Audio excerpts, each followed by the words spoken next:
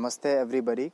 My name is 𝐭𝐞𝐫𝐿 and I welcome you all to this online teacher training course.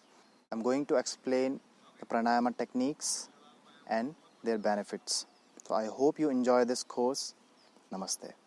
Namaste all of you. Welcome back once again to the pranayama session. Let's commence today's session once again with the chanting of universal mantra Om. So sit comfortably on your mat or wherever you are on the chair and close your eyes for a moment. Bring your both palms together in Namaskar Mudra. Inhale.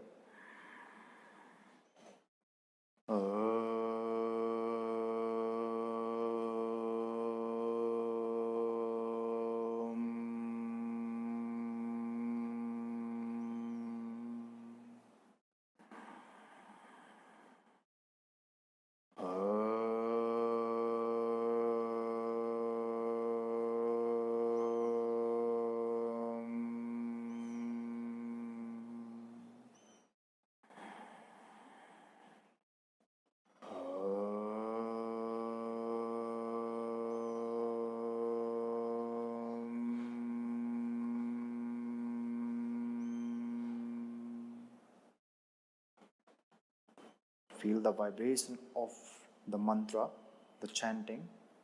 Let these vibrations soothe your mind, make you calm, focused. Gradually release your both palms down. Slowly open your eyes. So in previous few sessions, we again discussed about important terms of pranayama.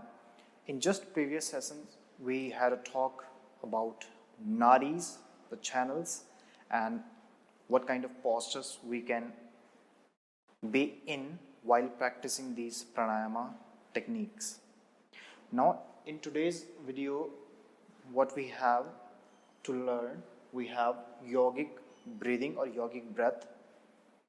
Now, this yogic breathing is quite important for all of the human beings, for all of us. We have indulged ourselves in a lot of activities that we have forgotten the importance of our breath. We don't keep ourselves kind of aware towards our breathing. So this is yogic breathing. I have divided it into 3 parts, so it's easy to understand what it is. Yogic breathing, in simple terms, if I say, it is a kind of breathing which allows you to breathe deeply and slowly. If you practice yogic breathing every day, you will feel so many changes, not just in your breathing, but the way you behave in your daily activities. So the first one is clavicle or shoulder breathing. The second one is chest or thorax breathing, we can say. Third one is abdomen or diaphragm breathing. Our main goal is that we should utilize the work of diaphragm. We just do not provide a work to a diaphragm. We always just keep on breathing through the chest or through the shoulders. You might have noticed in some big cities also, or like maybe in small towns as well, because of today's bad diet, bad lifestyle, and so many factors are there. Because of those factors, when you climb by stairs, when you just walk a little bit, how you breathe, and forget about even this, when you're just sitting comfortably, when you're watching TV, when you're eating your meal, when you're doing so many activities, how you have always taken your breath for granted. It is the most important factor if we talk about the water, food, and breath. These 3 things are very important, and without the breath you cannot even survive for more than 5 minutes. 5 minutes, 4 to 5 minutes even, if you have very good capacity in your lungs. And yet we always take it for granted. So there is a kind of concern. So this first kind of breathing, which is known as clavicle or shoulder breathing, It plays a very small role in the entire form of breathing, yet it is quite important because it kind of completes this breathing.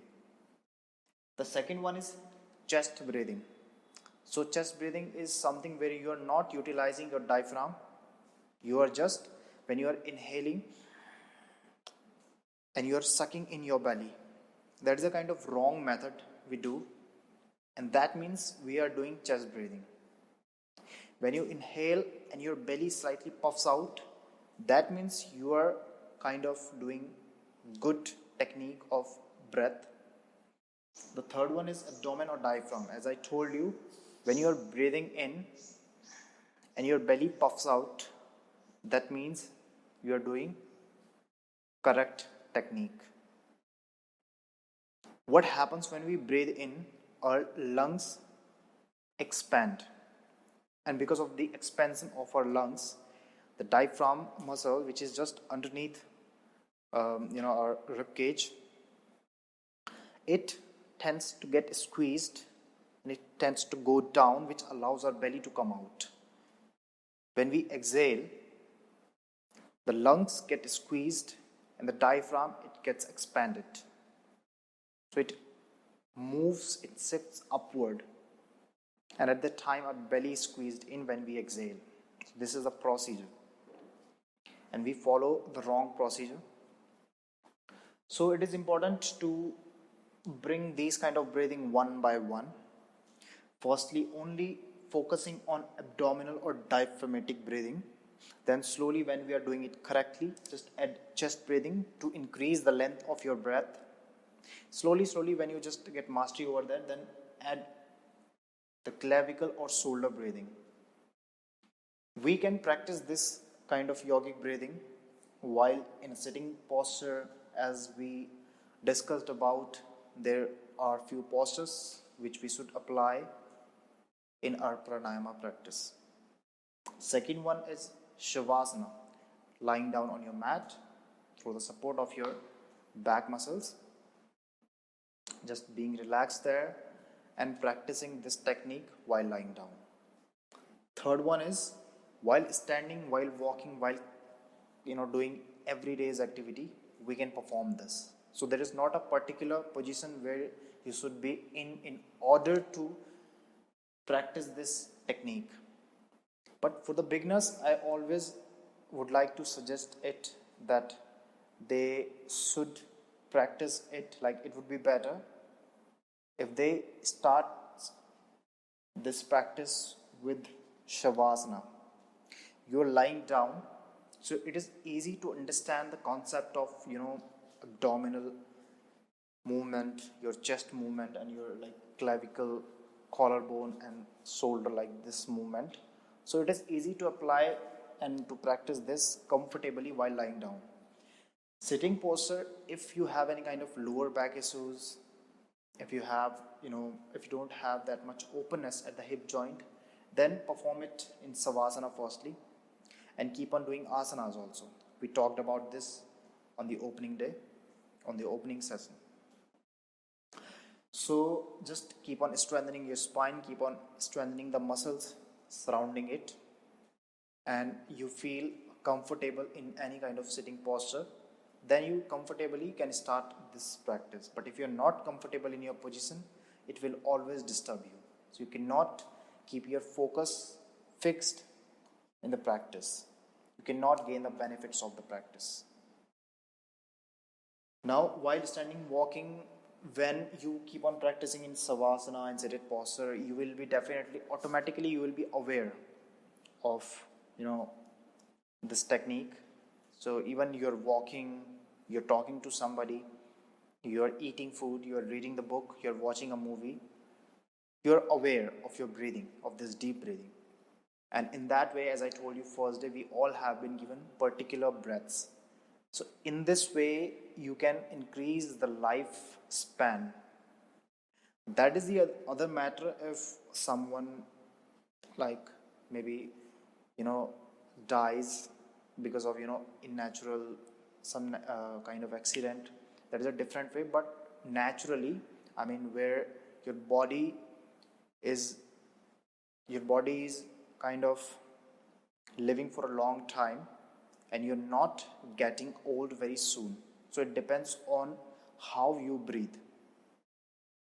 If you breathe very slowly, if your breath has got that nice length, if you are holding the breath inside step by step properly with the practice, it comes, then definitely you can live a healthy and long life. So how to do this? To start with Savasana, it is vital, it makes sense. So you can lie down on your mat, throw the back, and you can just separate your feet a little bit. If you have any kind of lower back issues, you can bend your both knees, or you can adjust a cushion under your knees. In that way, you can avoid any kind of lower back pain. Keep your every body part relaxed. And now slowly bring your awareness towards your breath. Be aware of abdomen. Be aware of where your diaphragm is situated. And as you breathe in, instead of sucking in your belly, puff the belly out as you inhale. And try to increase it with the practice. As you exhale, slowly squeeze your belly in. So try not to do that like too much. Try not to exaggerate that. Try to bring the kind of natural pattern, and you can just apply your efforts a little bit more. But try not to do this, like try not to squeeze your belly too much as you exhale. So you're not indulged, you're not getting into a competition. Yoga is not about a competition. So just keep on practicing this abdominal breathing. So as you inhale, puff your belly out. Feel the expansion of your abdomen. Feel that how your navel is reaching upwards. As you exhale, feel that how your navel is being dragged towards your spinal column. When you are doing it without any efforts, move to the second one, chest breathing. Add chest breathing here. So firstly, abdomen. As you inhale, puff your belly out. You can keep your right palm just above your navel for the feeling of the movement, and left palm on your chest. As you inhale, move this right palm up with your belly muscles. So as you inhale, belly puffs out, puffs up. Inhale a little more, feel the expansion at the chest. And then as you exhale, firstly release the chest, release the abdomen. Do it for several times until you feel that it is happening automatically. Then at the end, try to add this clavicle or shoulder breathing. So firstly, as you inhale, puff the belly up. Inhale a little more, feel the expansion at your chest. Now from there, try to inhale a little more and feel the little and subtle movements of the shoulders or of the clavicle a little bit. And try to practice it. You can hold it for 1 or 2 breaths. Try not to hold it too much during the initial stage. As you exhale, release the shoulders down, release the chest. At the end, feel that how your belly is getting squeezed in. This is one round of yogic breathing. Now do this for several times while lying down. When you feel comfortable in lying down position, you can practice it while sitting posture. Again, you can keep your spine straight, chest open, shoulders roll back. You can keep your palms, right palm on your abdomen, left palm on your chest. And again, you can practice it in that way. Or you can adopt a mudra, chin mudra also, by joining your tip of the index finger and tip of the thumb. Or Bhairav mudra, you can keep your right back of the palm over the left palm on your lap. In that way, you can practice it. Try to slowly practice it while in a standing position or walking position. Now, I always suggest that this yogic breathing is quite important before you get into any kind of, alternate nostril breathing, Kapalabhati, Bhastrika, these kind of pranayam. Before that, try to regulate your breathing. Try to make your breathing long, deep, slow. It's a kind of preparation you are providing to your practice. And then you can move ahead slowly. This kind of practice you can do daily, any time of the day. There is not a particular time. Yogic breathing is not a kind of intensive breathing or a kind of, visualizing, which is going to put you in a way that you should be in a particular kind of state. It is not something like that. You can practice it anytime. So that's it from my side about yogic breathing. I hope you have found it helpful. Try to implement this. Try to do it practically any time of the day and feel the changes, feel that experience, observe everything, and try to share that experience with others. So again, let's close this session with the chanting of Om. Sit comfortably on your mat. Close your eyes. Breathe in, breathe out. Bring your palms together. Inhale.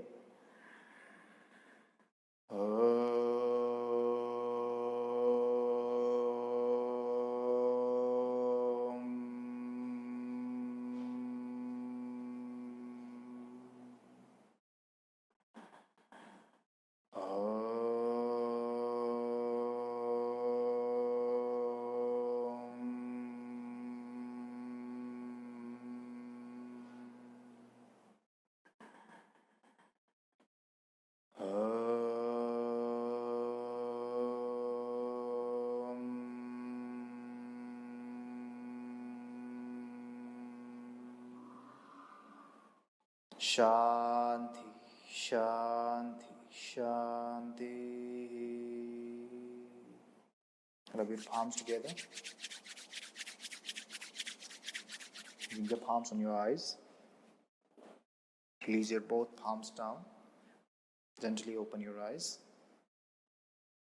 So, see you in the next session. Until then, be safe. Enjoy your life. Namaste.